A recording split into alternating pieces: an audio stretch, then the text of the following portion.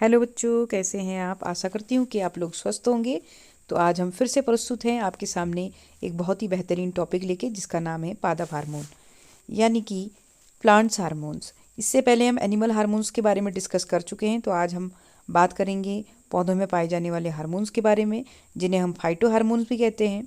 तो फाइटो ऐसे रासायनिक पदार्थ होते हैं जो पौधे की वृद्धि के लिए, उनके विकास के लिए और पर्यावरण के प्रति उनकी जो क्या प्रतिक्रियाएं हैं उनको नियंत्रित करने का जो कार्य करते हैं, वो किस तरीके से पौधों में वृद्धि के लिए सहायक होते हैं या पौधे की वृद्धि को रोकने का कार्य करते हैं। तो इसके आधार पर इनको दो श्रेणियों में बांटा गया है। पहले होते हैं आपके वृद्धि वर्धक हार्मोन, कि ऐसे हार्मोन जो पौधे की वृद्धि के लिए रिस्पॉन्सिबल हों, पौधे की वृद्धि को बढ़ाने का कार्य करते हैं, उनको हम बोलते हैं ग्रोथ प्रमोटर्स या वृद्धि प्रवर्धक हार्मोन। इनके अंतर्गत ऑक्सिन, जिब्रेलिन और साइटोकाइनिन हार्मोन आते हैं।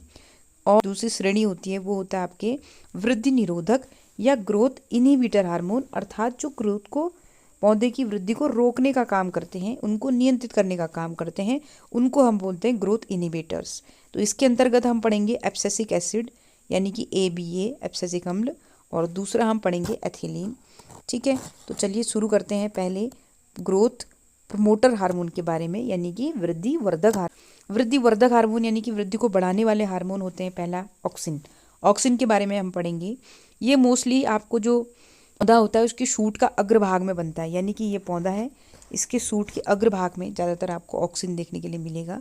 जैसे कि जो भी जितना ज़्यादा जिस पौधे में ऑक्सिन होगा उसकी वृद्धि उतनी अधिक होगी, हाइट उतनी अधिक होगी। ठीक है, जैसे कि सनफ्लावर में अधिक ऑक्सिन मिलता है और इसमें फोटोट्रॉफिस में भी देखने के लिए मिलती है। तो ऑक्सिन क्या करता है, फोटोट्रॉफिस में यानी प्रकाशानुवर्तन के लिए भी रिस्पॉन्सिबल होता है।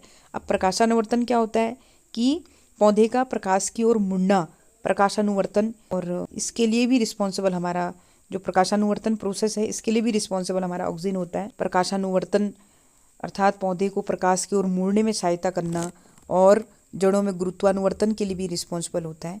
तो फोटोट्रॉफिस में क्या होती है, ये इस तरीके से तने का जो ये भाग है अग्रभाग, इसका लाइट की ओर मुड़ना, ये कहलाता है प्रकाशानुवर्तन। ये प्रोसेस भी किस ऑक्सिन की वजह से देखी जाती है पौधों में।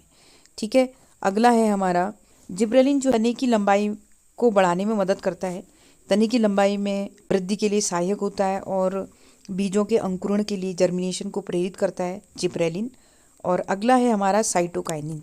साइटो मीन्स क्या होता है, सेल, और काइनिन मीन्स होता है डिवीज़न। ठीक है, तो यानी कि जो सेल डिवीज़न के लिए रिस्पॉन्सिबल होता है जो हार्मोन, पादप हार्मोन, उसको हम बोलते हैं साइटोकाइनिन। यह कोशिका के उन भागों में अधिक पाया जाएगा जहाँ पे कोशिका विभाजन बहुत तीव्र गति से होता है, जैसे फलों में, बीजों में।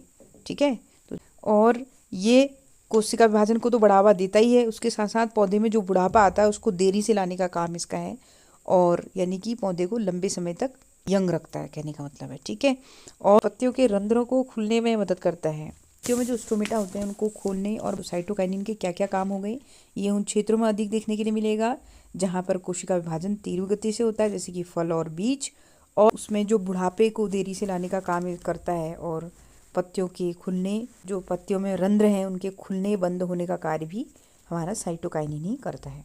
ठीक है, तो अगली कैटेगरी है प्लांट्स हार्मोन की, वो होते हैं ग्रोथ इनहिबिटर। ठीक है, तो ग्रोथ इनहिबिटर दो होते हैं, एक हमारा एब्सिसिक अम्लम, एथिलीन उदक हार्मोन यानी कि ग्रोथ इनहिबिटर एब्सिसिक एसिड और एथिलीन के बारे में। तो सबसे पहले हम शुरू करते हैं एथिलीन। पतझड़ के लिए यानी कि पत्तियों के झड़ने के लिए रिस्पॉन्सिबल होता है, और बीज को जब तक डाइवर्स कंडीशन होती है तब तक बीज को सुषुप्त अवस्था में रखना, डोरमेंसी में रखना, इसका काम होता है आपके एब्सिसिक अम्ल का, ताकि वो ख़राब मौसम में ना उग जाए, इसलिए उसको सुषुप्त अवस्था में रखता है एब्सिसिक एसिड। ठीक है, अगला है हमारा वृद्धि रोधक हार्मोन, ये है एथिलीन। एथिलीन एकमात्र ऐसा हार्मोन है जो गैसीय अवस्था में मिलता है। ये बहुत बारी क्वेश्चन पूछा जाता है कि कौन सा ऐसा हार्मोन है जो गैसीय अवस्था में मिलता है, तो है हमारा एथिलीन। ठीक है, C2H4। ये एथिलीन हार्मोन, ये एक ऐसा हार्मोन है जो केवल गैसीय अवस्था में देखने के लिए मिलता है, और ये फलों को पकने में महत्वपूर्ण भूमिका निभाता है। ठीक है, तो पेड़ों पर ही जो फल पकेंगे वो एक समान रूप से पकते हैं, और उनका टेस्ट भी काफ़ी अच्छा होता है। तो वो किसके कारण पकते हैं, एथिलीन के कारण। और जब फल पक जाते हैं तो पौधे की वृद्धि रुक जाती है तब, तो इसीलिए इसको वृद्धि रोधक हार्मोन में रखा गया है। और आज ये था हमारे पादप हार्मोन क्या होते हैं, कितने प्रकार के होते हैं। बहुत इम्पोर्टेंट एक टॉपिक था, बहुत ही। आई होप कि आपको पसंद आया होगा।